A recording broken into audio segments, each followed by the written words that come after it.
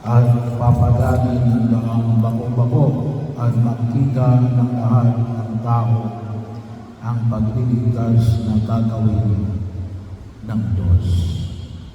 Kapag pinag-usapan natin ngayon yung bako-bako, ay hindi yung may anis na sa isip ko ay galala. Ay, well, mahirap ko talagang pumunta sa galala. Kalimutan nga akong sinasabi ko na ako kaya ko mag-drive papunta sa San Antonio, Kalayaan. Pero dyan sa galala, hindi pa ako nakapag-drive dyan. Since na ako'y dumating dito. Kaya di po ako'y nagpapasalamat sa mga nagda-drive sa akin papuntang galala.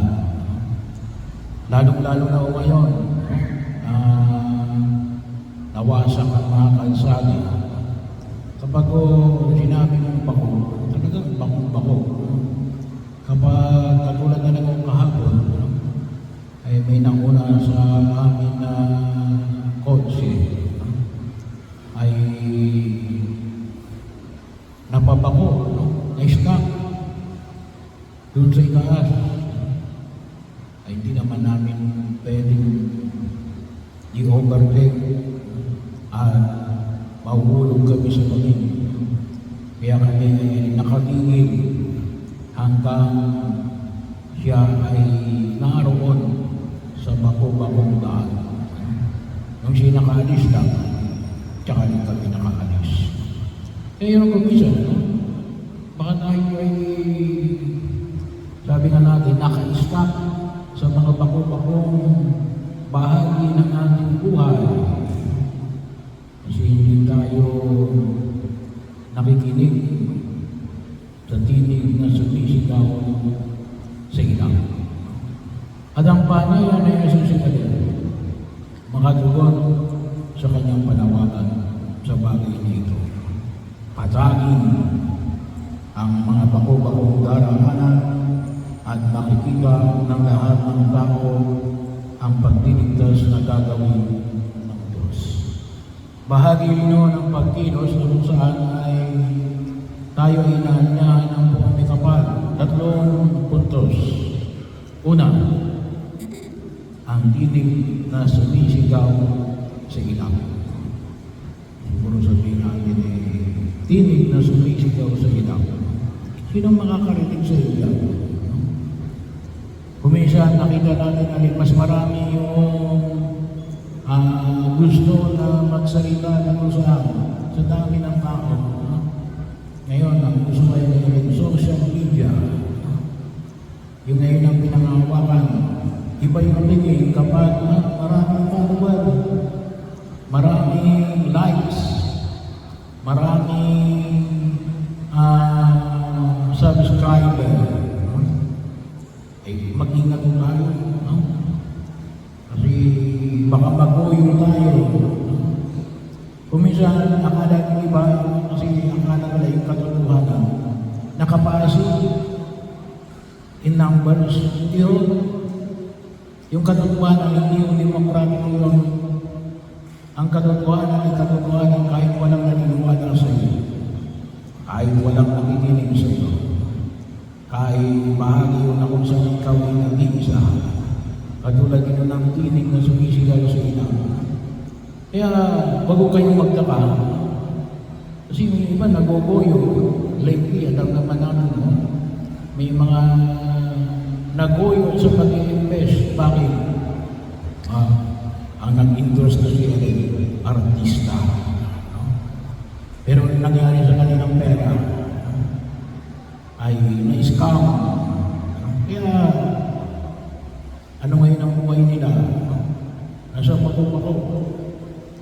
Na nawala ang kanilang milyon-milyon na ipon na pinaghirapan nila sa maraming panahon. Bakit? Nakikinig sila sa mga maraming nakikinig at pinakikinggan. Kaya napakahalaga rin po na makita natin yung lalo-lalo na yung mga magulang. Turuan ninyo yung iyong mga anak. Huwag kayong umasa lamang sa eskwelahan. Una, tigit sa lahat, pangunahin ng mga magulang na turuan ninyo ang inyong mga anak natin ay makita ang tunay mula sa tunay divine. No? Bahagi makita at ipakita ninyo sa inyong mga anak kung paano kumilatis sa mga nanggugoyo lang at yung nagsasabi ng katotohanan. Bahagi yun. Ang tawag na natin ay critical thinking. Hindi ho lahat. Dahil na makikita natin sa bilang ng sumusunod sa iyo ay hindi nangulugan na magpapahayag yan na ikaw ay tama. Kaya very striking yung salitang ang tinig na sumisigaw sa ilang.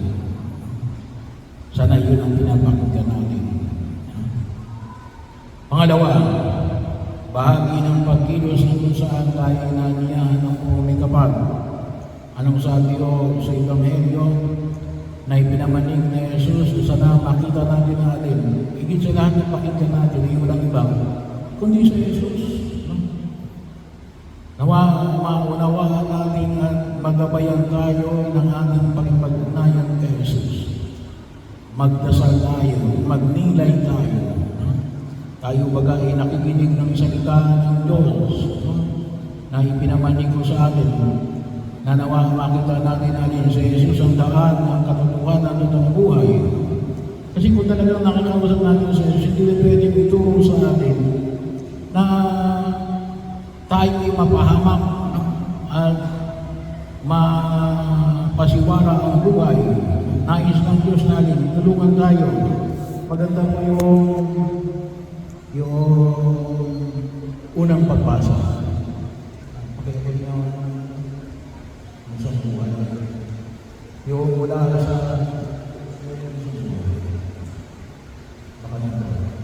mula doon sa unang pagbasa natin mula sa aklat ni Propeta Baruch. Hayaan niyo po na basahin ko.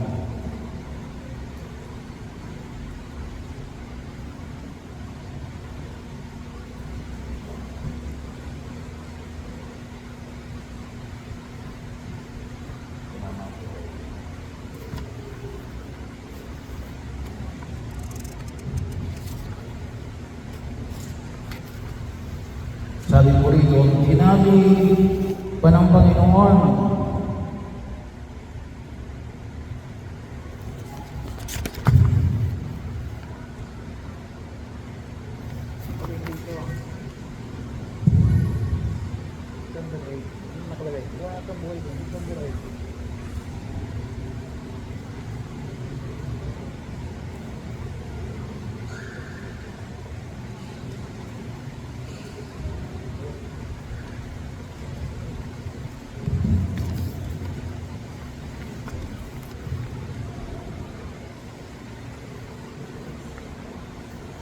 Jerusalem, hubarin mo ang lambong ng paglulusa at isuot mo ang walang hanggang kapangyarihan ng Diyos.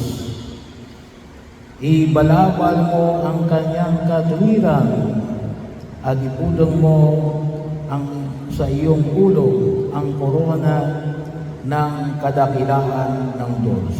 Ulitin ko po itong pangalawa. Ibalabal mo ang kanyang katwiran at ipulong mo ang iyong ulo sa korona ng kadakilaan ng Diyos. So, mahalaga po, kapag nakakausap natin ang Diyos, kapag tayo nagdarasal, ay sigurado ipapamanig sa atin ang buong nagkamanalay yung korona ng katwiran. Kaya ako yung mapapakita na natin Ebanghelyo ngayon sa araw na ito.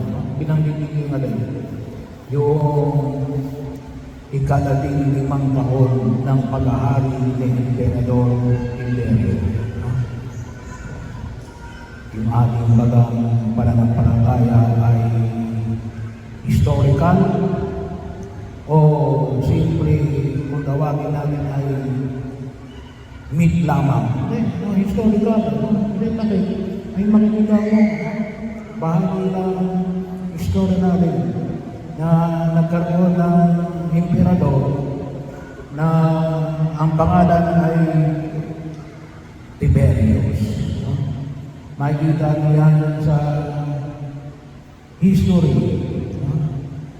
sa bahagi yun. Sama na rin yan yung panahon na rin kasama si Poncio Pilato, si Herodes, si Felipe, at si Lysander. So, pagkatapos ng ating karoon, kaya napakagalaw na tayo ay magbasa, magbunday, magbasa tayo ng banal na kasulatan, makinig tayo sa ating mga pagkasa araw-araw, kung tayo nagsisimba araw-araw, kung hindi tayo na pag-araw ng linggo. Basahin natin ang katisismo ng Katolikong Pilipino.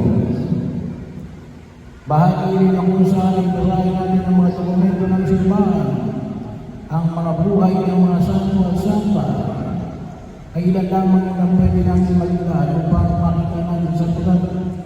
Kung talagang nakakausap natin ang Diyos, ituturo sa atin ang daan tungo sa kaayusan at kaligtasan. Pangatlo, pangyayang ay pinapayag ni Jesus na magsisi at malikod sa kasalanan. Makita natin na mayroon tayong pagpapatibay na nais natin ng pagbabago. Kaya napakahalaga rin yung elemento ng sakramento ng pagpapatawad ng mga kasalanan. Pero sabi na natin, kung talagang ikaw ay nagsisisi, may gagawin ka, nagbabago ka. Hindi pwede katulad lang din last year.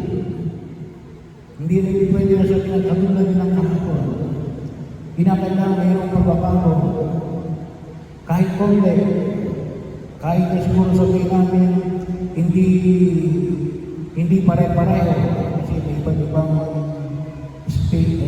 iba't ibang pacing ang bawat tao sa pagbabago. Madumi hindi kumpara ang pagbabago mo sa iyong kapwa, sa kapatid mo, sa kaibigan mo, sa kabarkada mo, o kahit na sino mang tao. Ikumpara mo yung pagbabago mo alin, yung nakalipas mo sa sarili.